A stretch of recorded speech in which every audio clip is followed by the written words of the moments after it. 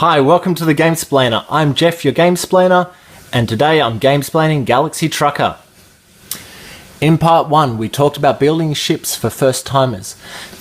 The two pieces that I held aside to be used the same as just the random connectors. These are actually life support for aliens. They would need to be joined onto a living pod. What these two life supports do, there's two types of aliens in the game. The one that I've got connected to the ship at the moment is for the purple alien. You can only keep one purple alien in the pod. No guys can go in that pod with the purple alien. What he does is adds 2 to your cannon number whenever you have to count up the size of your cannons. The other one is the brown alien, and what he does is adds 2 whenever you have to add up your rocket number. But for the moment, on the first journey, don't use them. Bring them in for the second and third journeys. Other things that I didn't mention in part 1, the timer. The way the timer works is as you start the game, you flip that over. When it gets down to 0, at any point, someone can flip it over onto the start point. When it runs out on the start point, everyone must stop building their ships. If you are experienced at gaming, it's probably worthwhile on the first turnover, promise not to build anything till that runs over. So it gives everyone else who's beginner players a chance to get their ship started without you grabbing all the really good bits straight out. And also, experienced players, do the beginners a favour and don't touch that. Let the beginners turn that over when they're ready, just so they have a chance to get their ship built. But once that runs out on the start marker, it's time to build. It's time to take the ships on their journey. Everyone must stop building no matter where they are. First player to finish building their ship should grab the number 1 token. Second player, number 2, etc. all the way down the line.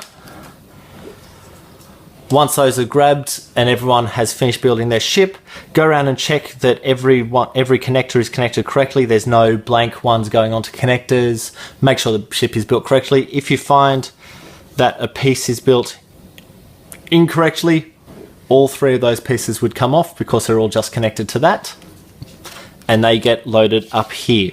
This is called insurance. Every piece that falls off your ship goes up here. It'll cost you 1 space buck for each of these that's sitting up in that corner at the end of the game, at the end of the mission, but with a maximum of 5. It's kind of like an insurance policy that has an excess on it. The ships then get placed in order. So the first person to finish is in the first position. These are flight days marked on that board, so they're a flight day between each player. The first mission has cards with stars on them. I recommend using them for the first game with new players. What do they mean? Firstly, open space. This one, you count up your rocket strength. At the moment, this guy's rocket strength is 1. If he spends a battery, it would become 3. Planets. When a planet comes up, everyone in travel order decides if they want to stop or not and puts their secondary ship onto one of the planets, and they will then get the goods that come from that planet. So in this case, Red has chosen to stop on this planet. It costs 2 flight days to stop and pick up the goods. He'll put a couple of red tokens into his ship and cost 2 flight days. Next up is abandoned ships. The anatomy of these cards is such that it tells you what the cost of the card is up here. It tells you the number of days you're going to lose by taking that card on, and it tells you what goods or what benefit you'll get when you take the card on. In this case, you need to have 5 crew to be able to take this card on. Red only has 4 crew. So he can't actually take this card, which means that blue then gets to have a look and see if they can do it, then yellow.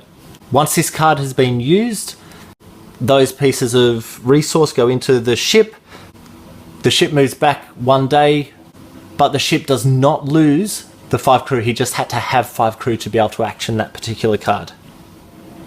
This card, however, the ship will lose 3 crew to gain 4 space bucks and also cost a day.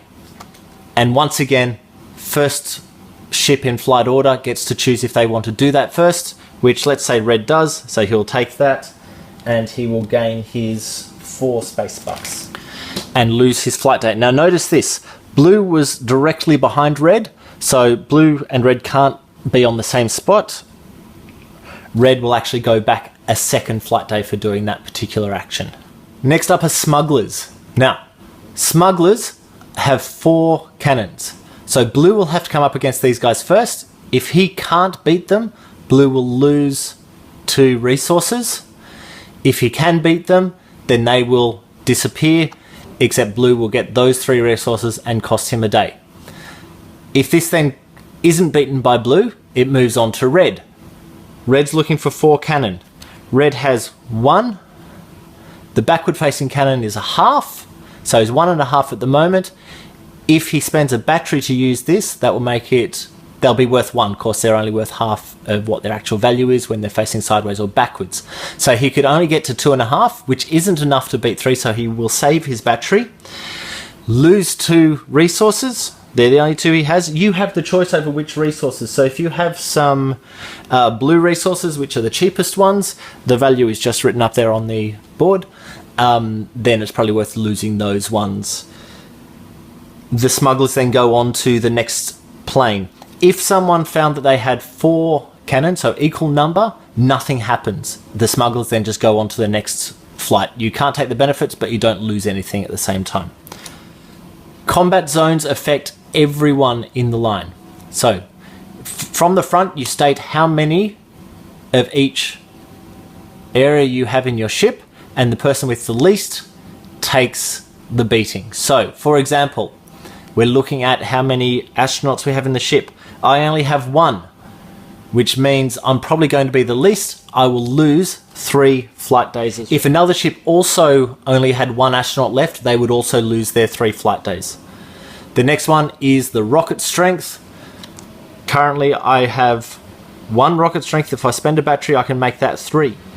And the third bit that we look at is the cannon strength. As I said before, this ship has 1.5 cannon strength. If I spend a battery, it makes it 2.5. So if one of those guys has only a cannon strength of 2, it's worthwhile spending the battery. The loser will take small cannon fire from behind and large cannon fire from behind. Now's probably a really good time to talk about what taking cannon fire looks like. It works the same for both cannons and meteors. There's small and large of both. This is what a meteor swarm looks like. The arrow tells you what direction. So the cannons here were from behind. This large meteor is from in front. These 2 are the small ones, 1 from each side. All you do when you're coming up against them is, with this one, everyone has the exact same result. For the meteor swarm, with this one, it only affects the 1 player that had the least number of cannons. You roll those 2 dice. Those 2 dice tell you which line along the board is going to be affected. So for example, if we're up against the large meteor and we hit 11, the meteor is traveling here. It misses absolutely everyone. However, if it rolled an 8, it would hit on this line. With a large meteor, it can only be defended against if it's on the same line as a cannon. So in this case, that piece is gone from the ship. If it was on line 7, my cannon would have protected me. The meteor from the left, exactly the same thing, but you're looking along this line. Now it's a small meteor, so it only affects open holes. So if we roll a 5 or a 6 or a 9, that meteor is going to hit some open holes and destroy the piece that it hits. The only way to protect against small meteors is with these shields. Spend 1 battery to protect against losing that piece if you happen to roll a 5, for example.